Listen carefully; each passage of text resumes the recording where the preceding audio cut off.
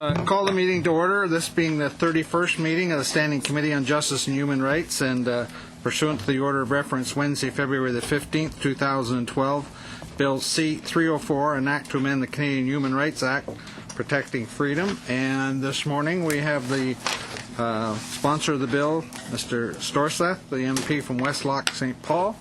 And if you have an opening address, please give it to us. It's up to 10 minutes. And I'll let you know when you're at 9 minutes, and we'll cut you off at 10. Thank you very much, Mr. Chair. I'll endeavor to do my best not to be cut off. Mr. Chair, to begin, I would like to thank you and the committee for the opportunity to discuss my private member's bill, Bill C-304, an act to amend the Canadian Human Rights Act, protecting freedom.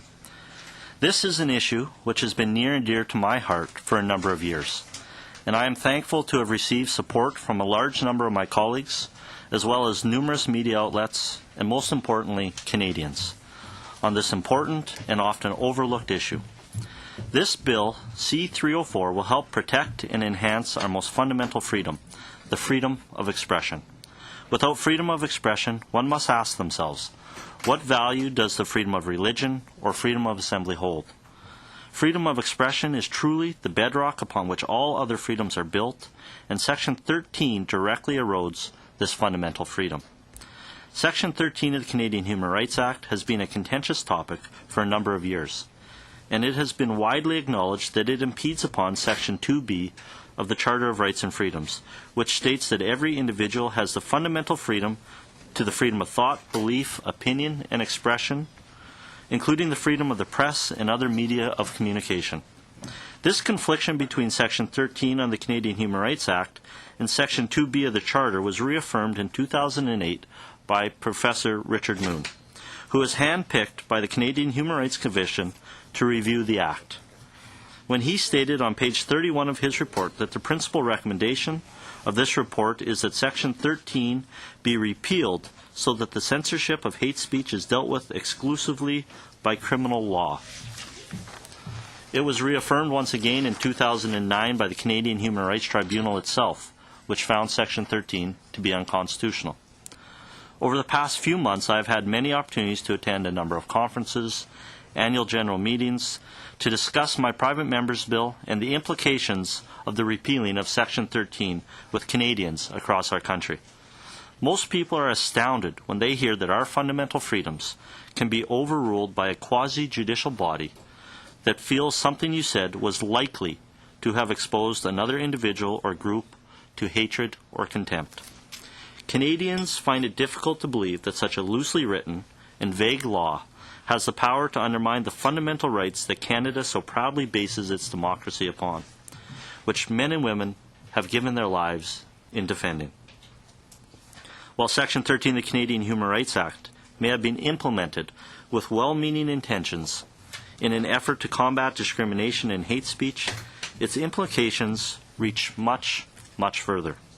It is in this zone of ambiguity that we should all be concerned. Section 13 states, and I quote, "It is a discriminatory practice for a person or group of persons acting in concert to communicate telephonically or cause to be communicated repeatedly in whole or in part by means of the facilities of telecommunication undertaken within the legislative authority of Parliament any matter that is likely to expose a person or persons to hatred or contempt by reason of the fact that that person or those persons are identifiable on the basis of a prohibited ground of discrimination." I'd like to emphasize, Mr. Chair, any matter that is likely to expose a person or persons to hatred.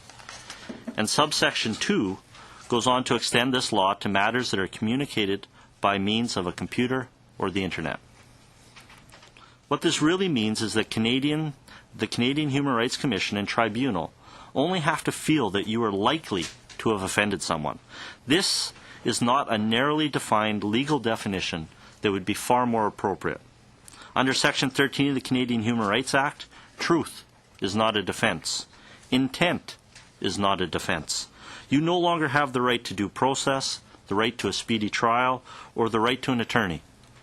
It is alarming that until recently the Human Rights Tribunal had a 100% conviction rate, with 90% of defendants failing to obtain legal advice because they simply could not afford it. while at the same time the legal costs of the plaintiff are completely covered. These are not the characteristics of an open and democratic society that promotes equality and fairness. These provisions are provided to any other individual in any other court in Canada under the Criminal Code. This is a clear depiction of censorship overstepping its bounds by an overzealous bureaucracy. This is one of the reasons why I have introduced Bill C-304, Protecting Freedom, in an effort to reconstruct freedom of expression as a cornerstone of our great country. To achieve this, complaints must be directed to a fair, open, and transparent judicial system, not a broken system that prides itself in operating behind closed doors. By repealing Section 13 of the Canadian Human Rights Act, Canadians will be given back the right to be offended, and individuals will have recourse to hate speech through the Criminal Code of Canada. The continued use of the Criminal Code to address hate messaging will ensure that all individuals are protected from threatening, discriminatory acts, while preserving the fundamental right to freedom of expression in our country. It gives back the right to a fair, open, and transparent trial. It gives back the right to face your accuser. It gives back the right to allowable defenses such as truth or intent. It even gives back the right to recover costs should the claim be dismissed. The Criminal Code is being tried and tested. It is ingrained with a system of checks and balances, a system in which society has entrusted its fundamental freedoms with and has seen fit to enforce the rule of law in our country. The solution here is not to take a Band-Aid approach and address the superficial inadequacies of Section 13. The fundamental deficiencies and broken structure will still be there. These issues cannot simply be fixed through amendments, as Section 13 would still be imposed under the discretion of a quasi-judicial system. And the fundamental principles that guide the implementation of Section 13 would continue to create a two-tiered system of hate speech, which I find simply not appropriate.